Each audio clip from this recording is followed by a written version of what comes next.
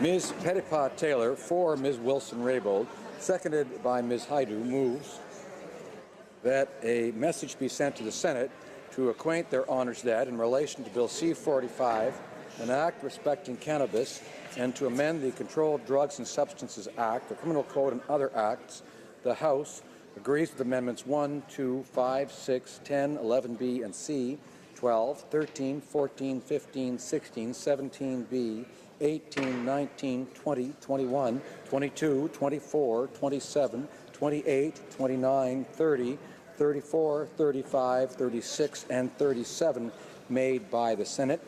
Respectfully disagrees with Amendment 3 because the government has been clear that provinces and territories are able to make additional restrictions on personal cultivation, but that it is critically important to permit personal cultivation in order to support the government's objective of displacing the illegal market.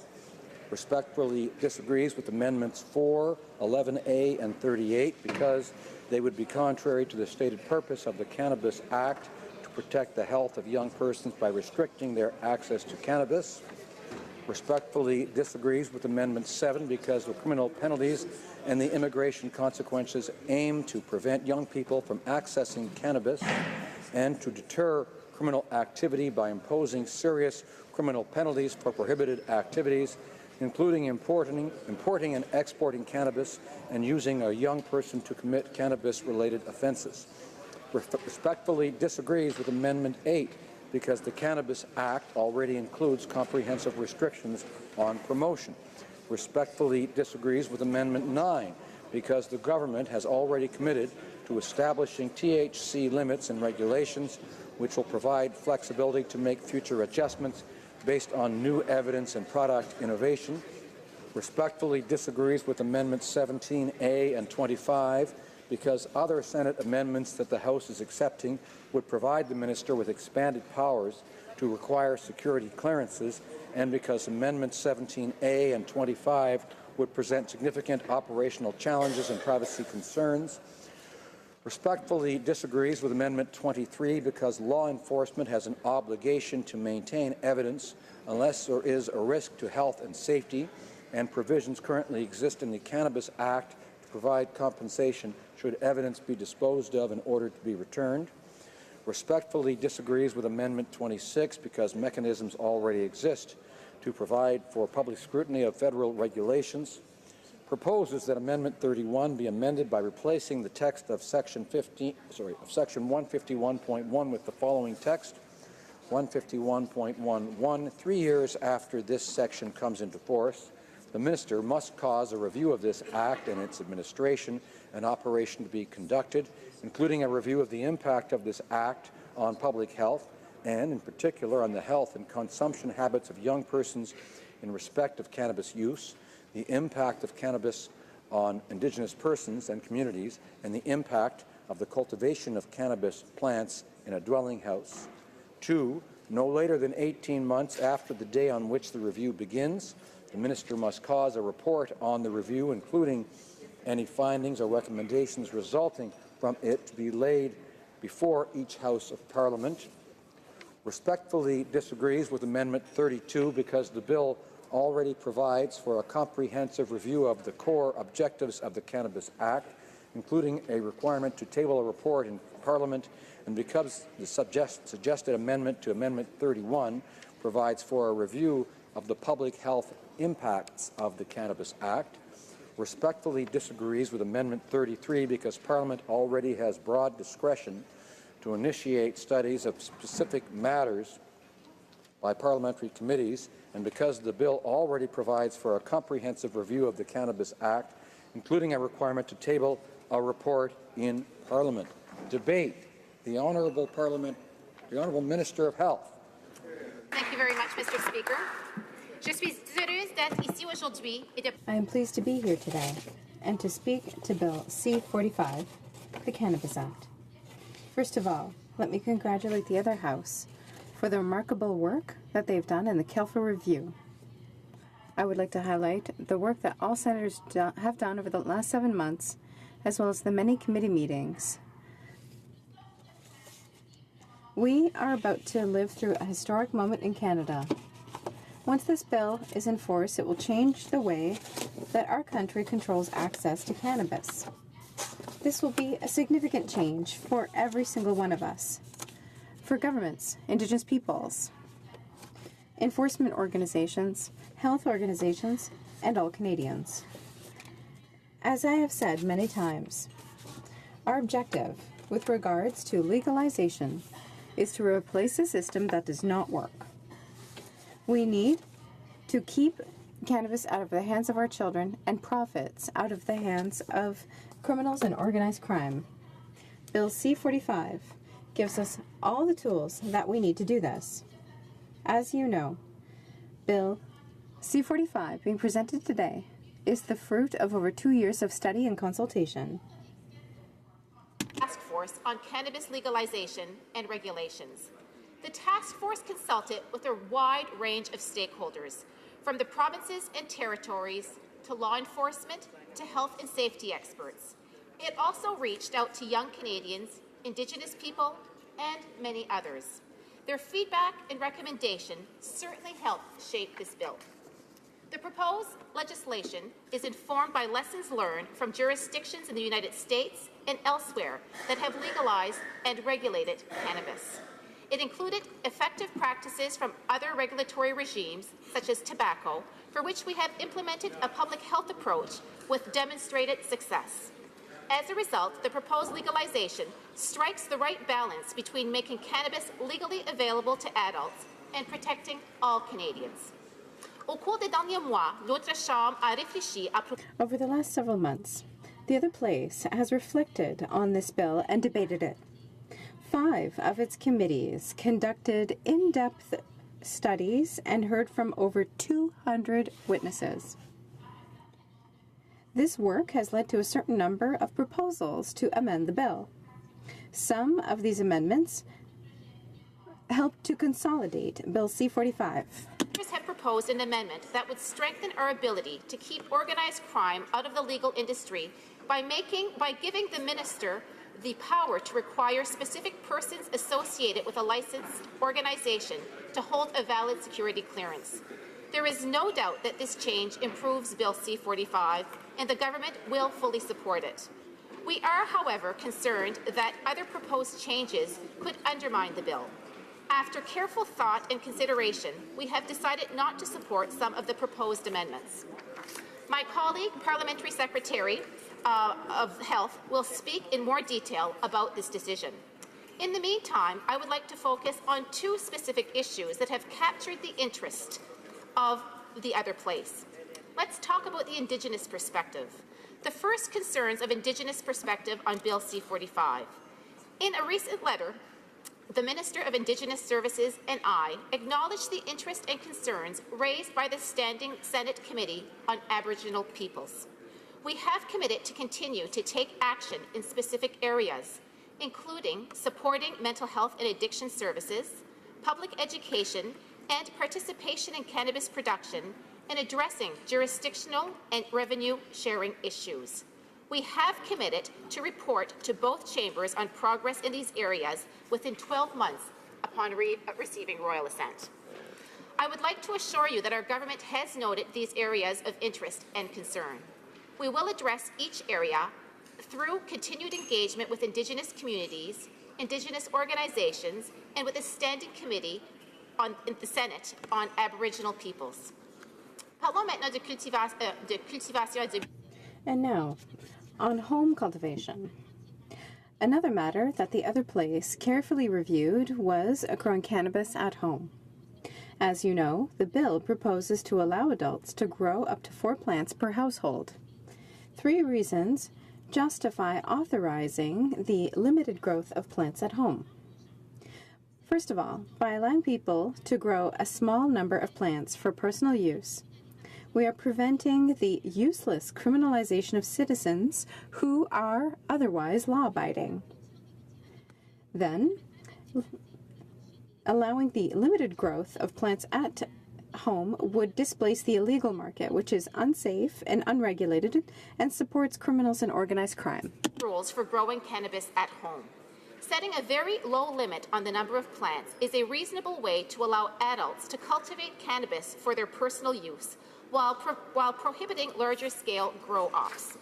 Under the proposed legislation, provinces and territories have the flexibility to impose additional restrictions on personal cultivation should they wish to do so.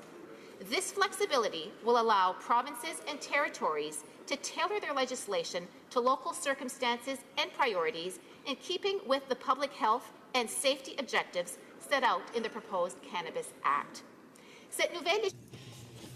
This new legislation is an essential aspect of our public health approach to cannabis.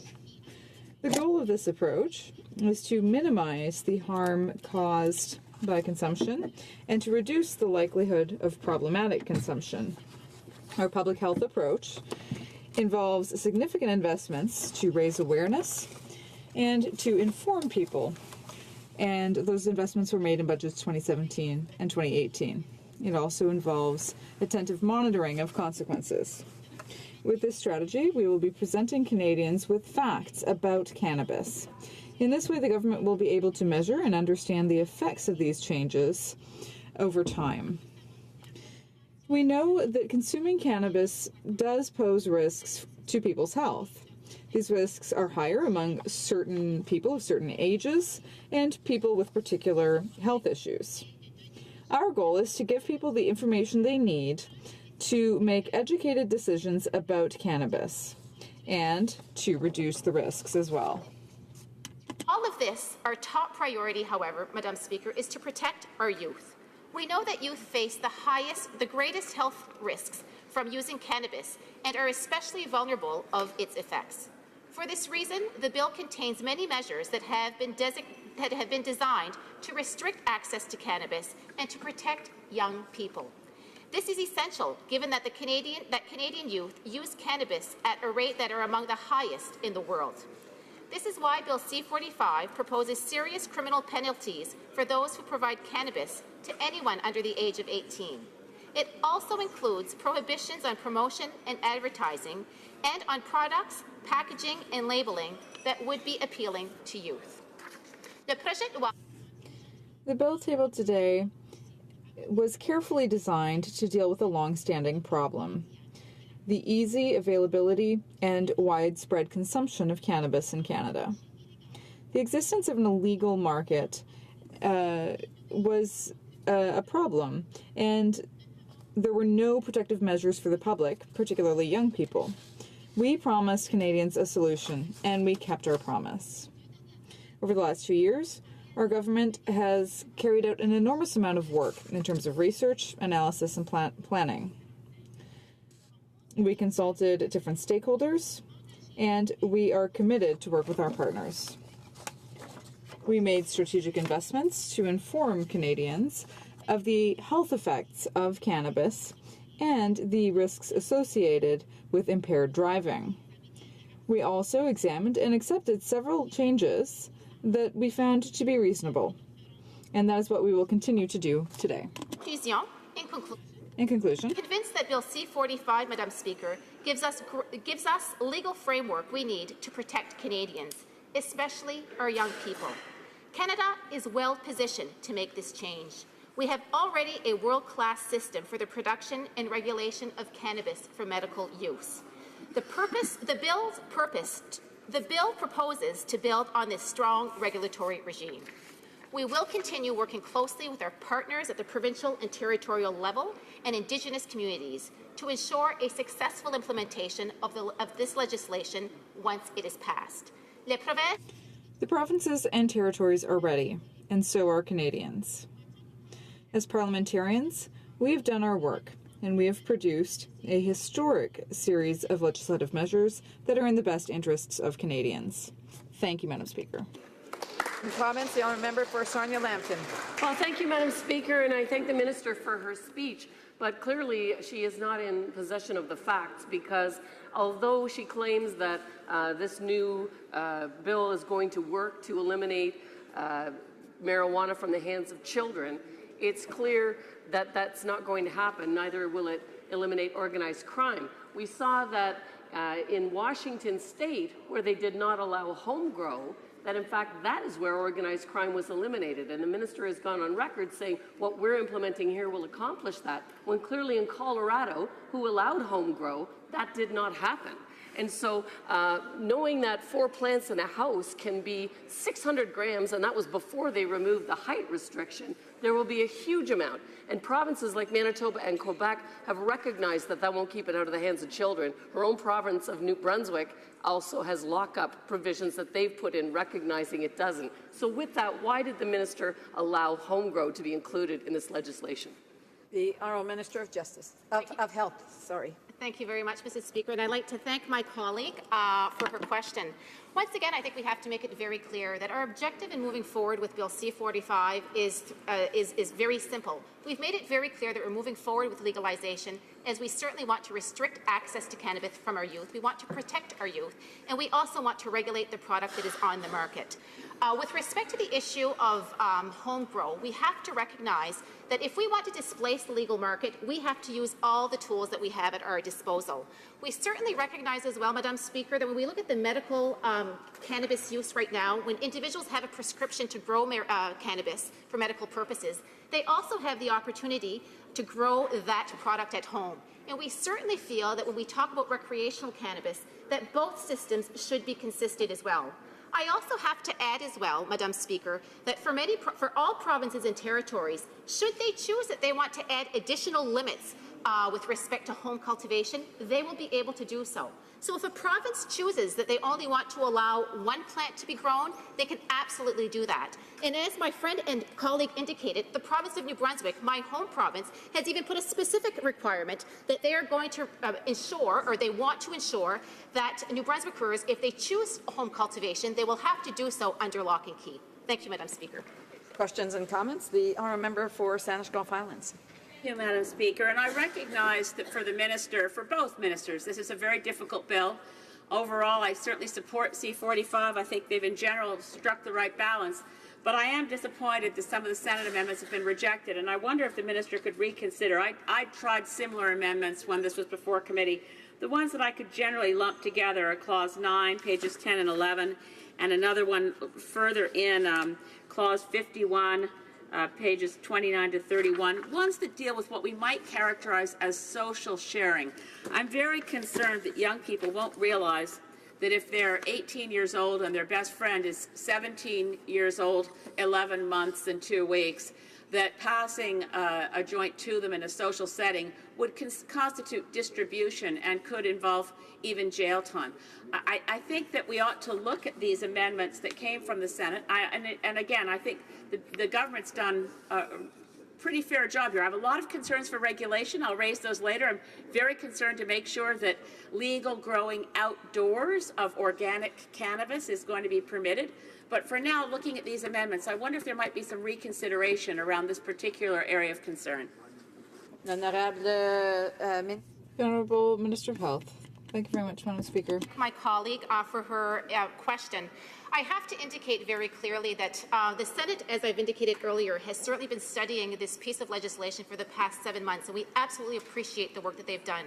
We've given careful consideration to all of the amendments that the Senate has brought forward, and after discussions with my colleagues, the Minister of Justice, and also the Minister of Public Safety, and also many Cabinet colleagues and the Parliamentary Secretary, we've certainly made some decisions to accept some amendments and some that we've decided to oppose. When it comes to the specific amendment that my friend and colleague has mentioned, we really feel that it's almost counterintuitive in order to with respect to the sharing at such a close age. We certainly recognize it's an area that we've given close consideration, but at this point our government is not prepared to accept that amendment. Questions and comments? L'honorable député de Montmagny. The Honourable Member for Montmagny-Lisieux, Kamouraska, Rivière-du-Loup. Thank you, Madam Speaker. Well, listen, just a couple of days ago, the Quebec government adopted its own bill for that province. And it was extremely clear about what the province wanted. They decided they would not, or rather they wanted the option to ban home growing. Now, throughout the whole process, you know, they said that the senators did a good job, but I would say they did such a good job that with 46 amendments, clearly the bill wasn't in very good shape in the beginning. It was very mediocre. The reality is that Quebec does not want its citizens to have permission to have plants at home. They feel it's not in the interest of young children. Now, why won't the minister respect the province's desire on this? The Honourable Minister. Thank you very much, Madam Speaker. Once again, I'd like to thank my colleague for his question. On the issue of home growing, certainly this is a situation that we thought about, and we thought about it very attentively. We know that the Senate did an exhaustive study of that, and we really studied all of the recommendations. I don't agree with my colleague when he says that the bill is mediocre. I think that the working committee did amazing work, and we've been dealing with this bill for 2 years, and we are confident that Bill C-45 is good. Now, it's important for the other house to do this recommendation, and on this side, we take those recommendations into account, and we do so in depth. We accepted the great majority of the amendments, and when it comes to home growing, we ended up on a different position, although we do respect everyone's work. Now, the other thing, I'm afraid we need to leave time for another question. The Islands. Thank you very much, Madam Speaker. And, it's a real pleasure to see this bill coming back to this House with some of those recommendations. But despite the fact that, we hear from the opposition some of the rhetoric around increased consumption amongst youth, the reality of the situation is that we know that youths in Canada are on the high end of utilizing marijuana as it currently stands. I'm wondering if the minister can comment a little bit on those statistics and where she sees the hope in this going, where she sees this bill going, and what it seeks to accomplish in terms of reducing cannabis use among youth in Canada. Thank you. L'Honorable Ministre de Santé. Minister of Health. Madam Speaker, and once again, I'd like to thank my friend and colleague for his very important question. Once again, the objective of Bill C-45, as we legalize cannabis, the priority as to why we are doing this, we certainly want to restrict cannabis and to get it out of the hands of youth, because we recognize that in Canada, in many instances, it's easier for our youth to purchase cannabis than it is for them to purchase cigarettes. So we certainly recognize that the current system is not working, and that is why that we are moving forward with this bill, as we certainly want to legalize, restrict, and also to regulate this substance. The other thing as well that I have to say to comment, we certainly recognize that Canadian youth are amongst the highest consumers of cannabis in the developed countries. And as a result, we are taking a public health approach. We are making significant investments in the area of public education and awareness, and we are also partnering with many agencies in order to make sure that we provide the appropriate tools to provide that public education and the awareness campaign that is so needed to ensure that they get the proper information. Thank you, Madam Speaker. We have time for a brief question. The honourable member for North Island, Powell River. Thank you, Madam Speaker, and I thank the member for her speech. You know, one of the concerns that one of the members brought up earlier was about having young people together, one that's of age and one that's very close of age but not quite there, and the criminal record that they could get from making that mistake of passing a joint. So I'm just wondering if you could talk a little bit about what your plans are around actually educating young people to make sure that we negate that as much as possible. I just want to remind the member that she's to address the questions to the chair. I'm not going to answer that, but I will ask the minister to respond. Madam Speaker, as I was just indicating earlier with respect to the public education and awareness campaign, it's truly important to make sure that the appropriate investments are made. First of all, to inform Canadians about Bill C-45 with respect to the coming into force date and all of the information that needs to go with it. But also, we certainly have to stress that the information and the tools that we are going to put in place with respect to public education and awareness is key. I also have to say that the public education campaigns have already started. They started last year, and we are certainly continuing to roll out these products because we recognize that we have to get the key messages out to Canadians, as we certainly want them to be able to make responsible choices. Thank you, Madam Speaker.